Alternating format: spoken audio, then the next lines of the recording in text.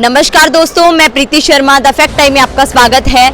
आज हम जानते हैं लोगों से सच्चाई, क्या है रियलिटी डेरा सच्चा सौदा की, बाबा राम रहीम जी की। आपका नाम क्या है? मेरा नाम चंद्र प्रकाश हिंसा है। पिताजी ने मेरा नाम रखा था।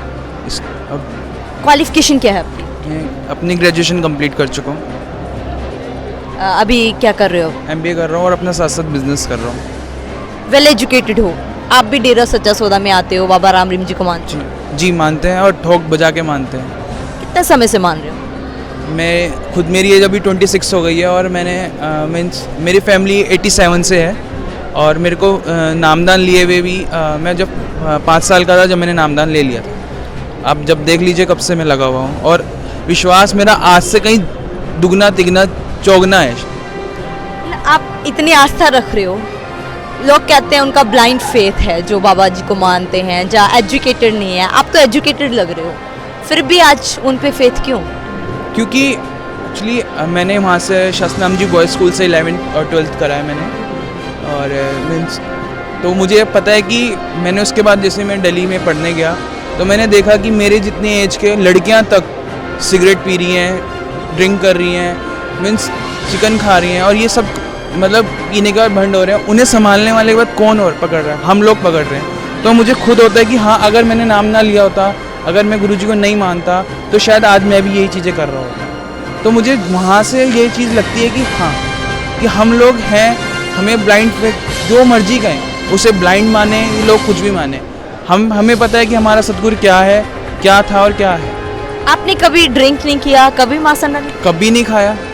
बचपन से ही जब मैं 5 साल का था जब ही नामदान ले लेता अपने, और अपने गुरुजी की वजह से मुझे अपने ऊपर होता है ट्रस्ट, वो होता है कि हाँ, कि हम वो लोग हैं जो हमें गुरुजी ने बचाया, वरना हम भी कहीं ऐसे ही पीने के बाद अपने पेरेंट्स को गालियाँ देते, घर से निकालते। आज का टाइम ऐसा है कि लोग बाग अपने पेरेंट्स को पूछते तक नहीं। ये सब हमें सिखाने वाला कौन है? हमारे गुरुजी हैं, सन डॉक्टर MS जी हैं, और कोई नहीं सिखा सकता। ये है कि वहाँ से जितनी लड़कियाँ वहाँ जितनी सेफ़ हैं शायद ही कहीं सेफ़ होंगी।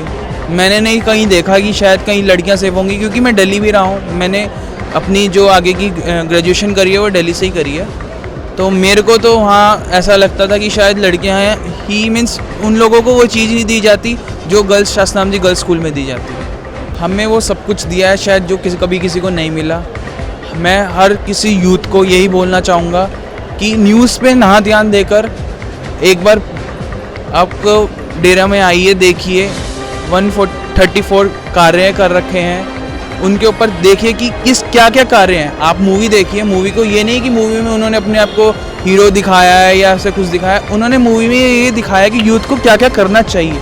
नशा छुड़वाना, मैं एक नशे की बात नहीं कर रहा हूँ, और भी बहुत चीज़ें हैं।